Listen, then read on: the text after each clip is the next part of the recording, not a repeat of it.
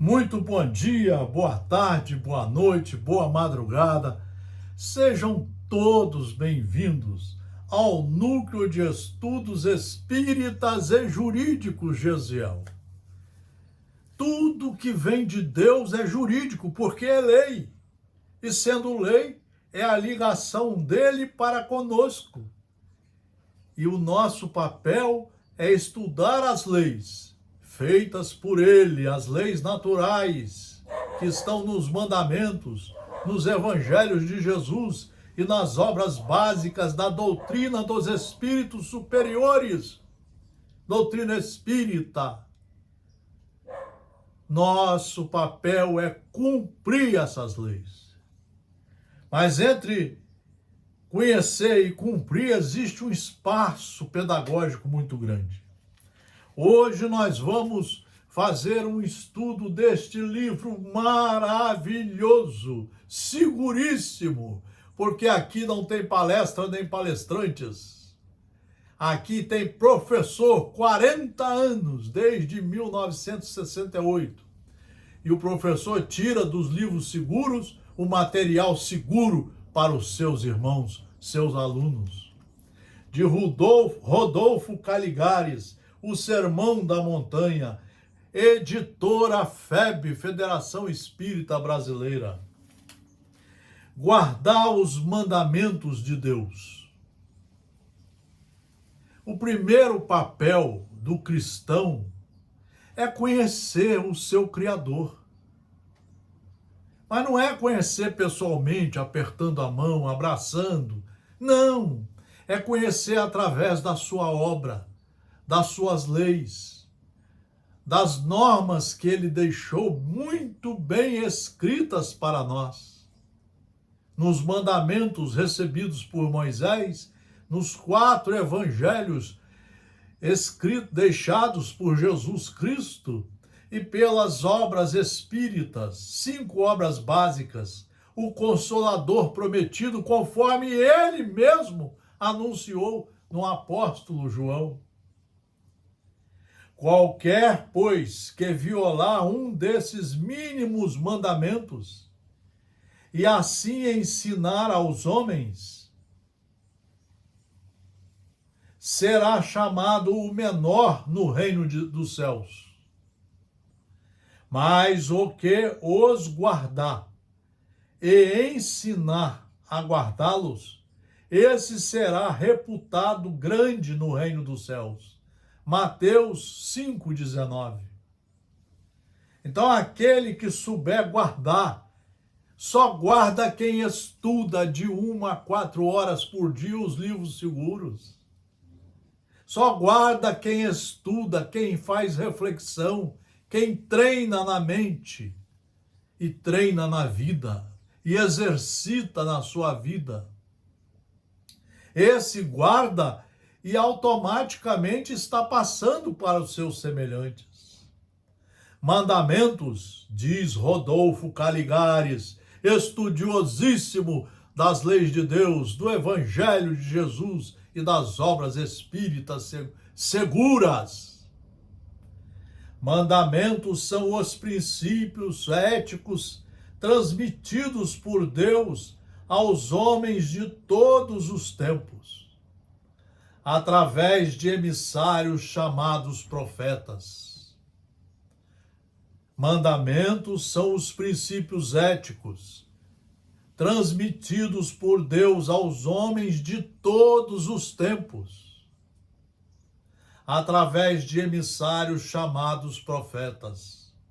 Foram sintetizados no Decálogo, o qual Jesus não veio derrogar, mas sim aperfeiçoar. Isso está escrito no Evangelho segundo o Espiritismo também. Jesus veio a nos ensinar a desenvolver esses mandamentos. Desenvolver para que saibamos nos comportar sempre, através das reencarnações, nos comportar de forma em consonância com as leis de Deus. Efetivamente, no Sermão da Montanha, várias vezes, após usar a expressão ouvistes o que foi dito aos antigos, o mestre acrescentava: eu, porém, vos digo. E entrava a expor novos preceitos, novas normas de conduta, de molde a conduzir-nos a uma justiça mais perfeita, assim como ao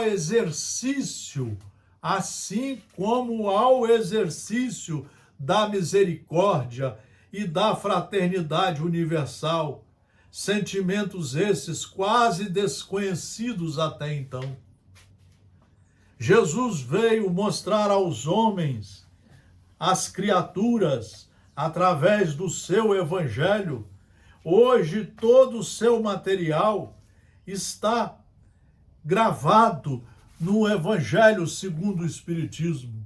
Aqui foi organizado por Allan Kardec e pelos espíritos superiores, em 28 capítulos, 3.000 itens a serem estudados de 1 a 4 horas por dia, para que possamos ser praticadores, competentes, responsáveis dos ensinos de Deus aqui, totalmente construídos no Evangelho segundo o Espiritismo. Meus amigos, não tem outro caminho senão o estudo do Evangelho e a sua prática. É claro que a prática é mais difícil. Ele fala que nós devemos ter paciência, e é claro que nós sabemos que é difícil, mas não é impossível. Nós temos que treinar. É uma ginástica diária, como nos fala Emmanuel, o Espírito Emmanuel, através da psicografia de Francisco Cândido Xavier. É uma ginástica, e é diária, minuto a minuto, segundo a segundo. A tolerância, o perdão, a reconciliação, o diálogo, não ofender as criaturas, não falar alto, não gritar. Ou seja, nos educarmos de acordo com os princípios trazidos por Jesus. E hoje todos reunidos no Evangelho segundo o Espiritismo. Então, Rodolfo Caligares nos fala, trabalhados pela existências sucessivas, estávamos já em condições de, a par da observância das regras proibitivas do Decálogo, não adorar imagens, não pronunciar o nome do Senhor em vão, não matar, não cometer adultério, não roubar, não testemunhar falso, não desejar a mulher do próximo, não desejar nada do próximo, não cobiçar as coisas alheias. Iniciarmos uma fase mais elevada de aprendizado, qual seja a de amar o próximo como a nós mesmos. Jesus acrescentou isso aos mandamentos. Amar ao próximo, tolerar. Mas nós precisamos estudar o que é amar ao próximo. Nós precisamos ler para entender melhor o que é esse amor ao próximo. Quais são as fases desse amor ao próximo? Aos pais, aos filhos, aos parentes, aos companheiros de caminhada, de sociedade, aos companheiros de religião, aos companheiros de todos os segmentos sociais. Jesus veio mostrar uma série de comportamentos em consonância com os mandamentos que nos credenciam a sermos efetivamente cristãos, obreiros do Senhor. Respeitar, pois, esses mandamentos e explicá-los à humanidade para que todos saibam conduzir-se com acerto, fazendo aos outros somente o bem, tal como desejam para si mesmos, a fim de que a terra venha a ser um mundo feliz. Nós precisamos trabalhar de per si, mas pensando sempre no conjunto, como irmãos e filhos de um mesmo Deus, de um mesmo Pai, de um mesmo Criador e organizador de tudo. Nós precisamos trabalhar para que todos sejam tratados iguais, para que todos tenham acesso aos direitos fundamentais da vida. Nós precisamos parar de sermos agressivos, querendo juntar fortunas enquanto os outros estão passando fome. E pior, muitas dessas fortunas sem produzir nada de bom ou de bem para a sociedade. Às vezes, quanto mais dinheiro se junta, menos impostos se deseja pagar. Isso é crime, isso é lesa à pátria, isso é falta de caridade. Então nós precisamos pensar, estudar, refletir. Como é que nós devemos nos candidatar a sermos alunos na escola do Evangelho e a sermos praticantes dos ensinos que ali vamos adquirir, de forma séria, competente, responsável. Respeitar, pois, esses mandamentos e explicá-los à humanidade através dos exemplos, através das nossas ações, dos nossos pensamentos, das nossas oportunidades de conversa, aonde estivermos, para que todos saibam conduzir-se com acerto. Olha, conduzir-se com acerto, fazendo aos outros somente o bem, tal como o desejam para si mesmos, a fim de que a terra venha a ser um mundo feliz, e não este vale de lágrimas que hoje estamos vivendo. Vejam aqui em nosso querido Brasil, nós temos 33 milhões de criaturas que não têm um café da manhã, que não têm R$ 1 para comprar um pão. Nós temos mais de 100 milhões de brasileiros que não têm acesso, não têm como escoar a sua rede de esgoto. Nós temos mais de 80 milhões de brasileiros que não têm água potável. Nós temos mais de 40 milhões de criaturas que não têm acesso à educação, à saúde, à moradia, ao dentista, ao médico. Nós precisamos pensar em todos nós em conjunto, como irmãos e filhos do mesmo Pai. Nós estamos querendo falar em transformar esse planeta em um planeta de paz, de harmonia, de compreensão, mas o trabalho começa dentro de nós. À medida em que nós soubermos tratar de nós, da nossa família, dos nossos irmãos que estão mais próximos, e assim sucessivamente.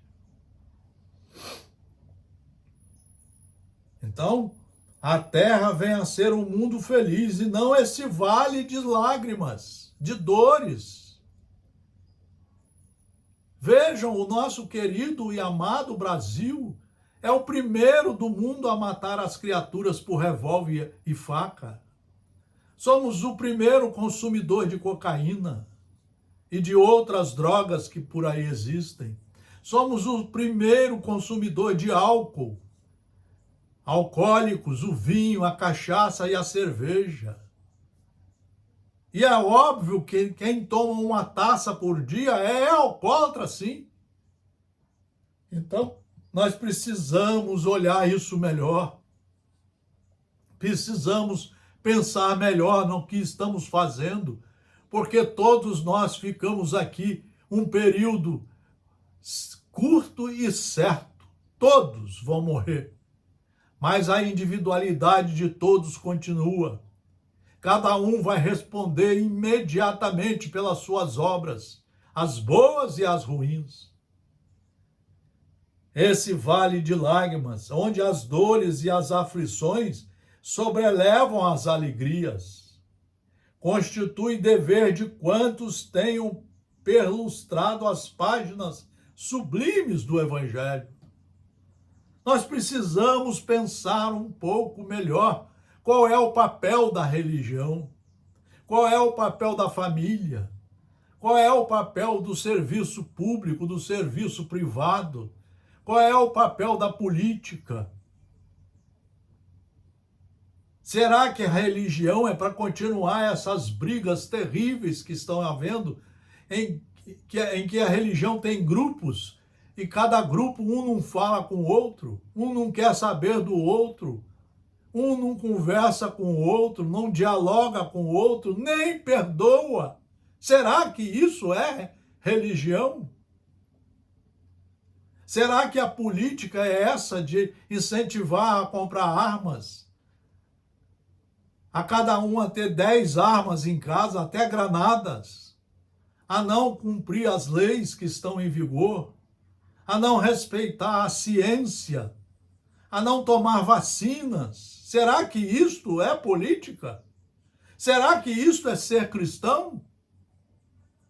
Lamentavelmente, porém, apesar de contarmos mais de 20 séculos de cristianismo, a lídima moral cristã continua ignorada. A moral do Cristo continua ignorada. 95% das pessoas religiosas, espíritas, católicas, protestantes, não conhecem, nunca leram os evangelhos de forma a estudar de 1 a 4 horas por dia na sequência. Nunca leram, nunca conhecem.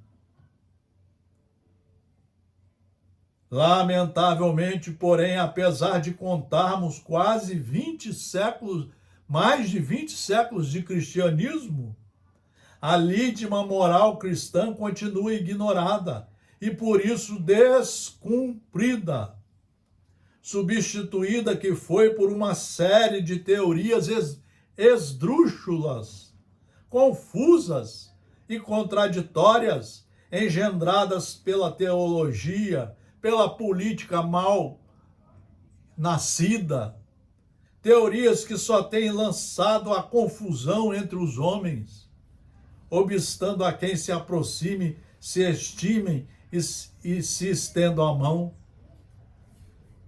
Vejam o que está acontecendo no WhatsApp das criaturas, em vez de aproveitarmos essa maravilha que Deus nos permite da internet, da evolução do telefone celular, nós estamos fazendo de nossas comunicações um palavreado horrível, xingamentos, de brigas terríveis no campo político, no campo religioso, no campo sensual. Vejam o que estamos fazendo dessas maravilhas que Deus disponibiliza para nós.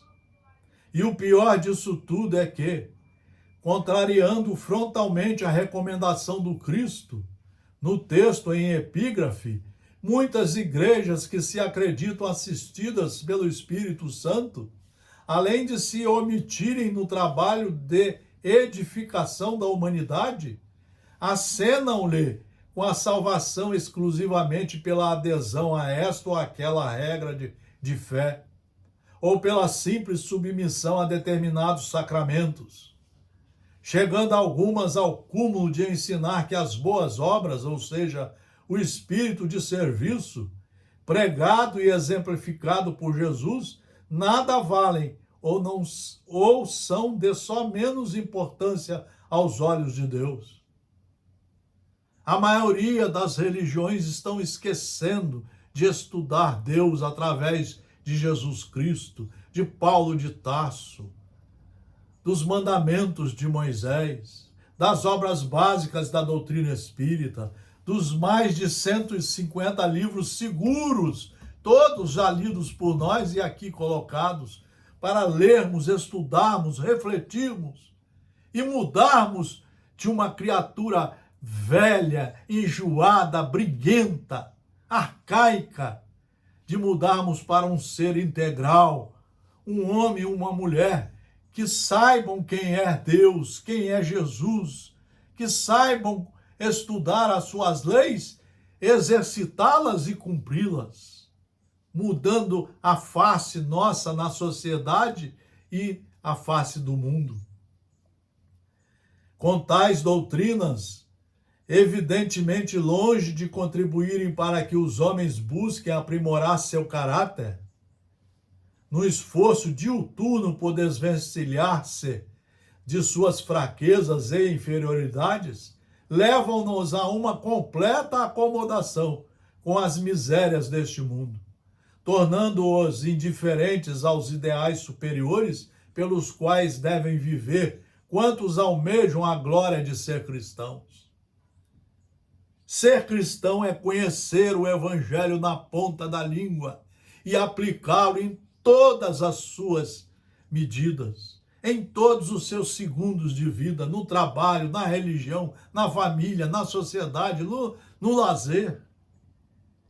E irmos nos aprimorando nos bens espirituais e deixando de lado os bens materiais que enferrujam e os ladrões roubam, como nos alertou Jesus Cristo.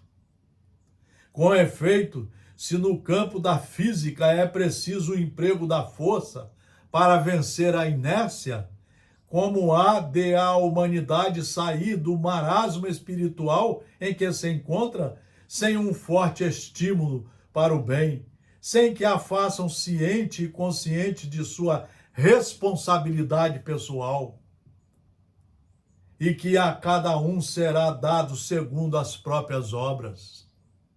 Está na hora de chamarmos a nossa atenção sobre o que estamos fazendo da oportunidade de estarmos aqui.